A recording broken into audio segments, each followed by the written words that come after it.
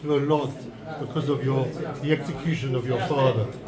And I'm interested to know what is your personal views about the death penalty in Bangladesh, and secondly, whether you think, and as part of that same question, whether you think the government should change the law so the death penalty is not available at the International Crimes Tribunal.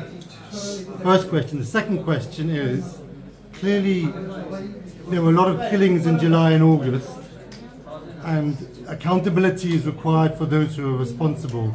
There is no question about that. At the same time, it is pretty clear that there are many people who are being arrested and detained for many months without any proper investigation and without there being any evidence to suggest that they are linked to the murders that they are arrested about. What is your view about that, and how should the government respond to that?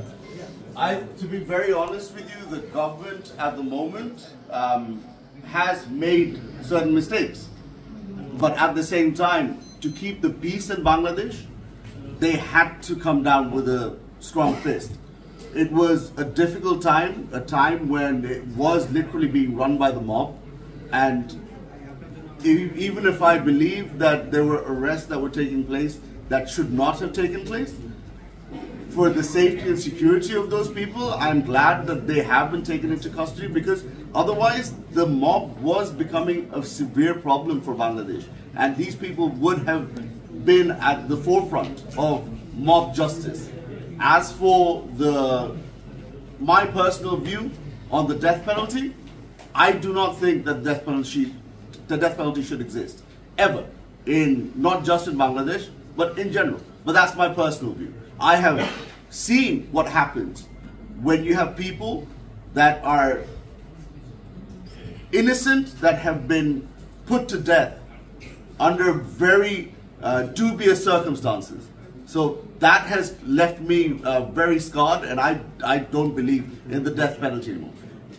And which is why I don't think that I'm the right person to ask whether the death penalty should be availed to the ICT or not. I'm a victim, so it's definitely the wrong person to ask.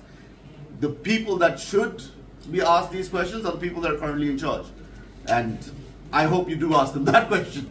And just to follow up on this, whilst it may be understandable at the beginning there needed to be arrests of some people high up within the Awami League because nobody quite knew what was going on. Now, 1 year on, many people have been detained for over 10 months, 9 months, 7 months, 8 months, considerable amounts of time. The police and authorities haven't, in many of these cases, produced any evidence of any kind against them. Would it not be right for the government and the authorities to respond and deal with those, so those people where there is no evidence against them should be released?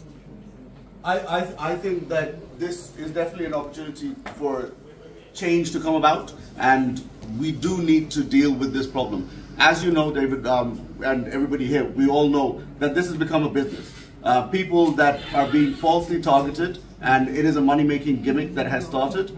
This needs to be dealt with right now. And I think a priority list should be created. We're investigating these and letting people out and not allowing people to take advantage of this very critical stage in Bangladesh to make money or to settle scores.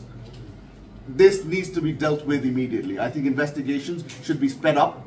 They should be done right, but they should be sped up so that the innocent can be released immediately. I hope that answers your question. Thank you. Thank you very much.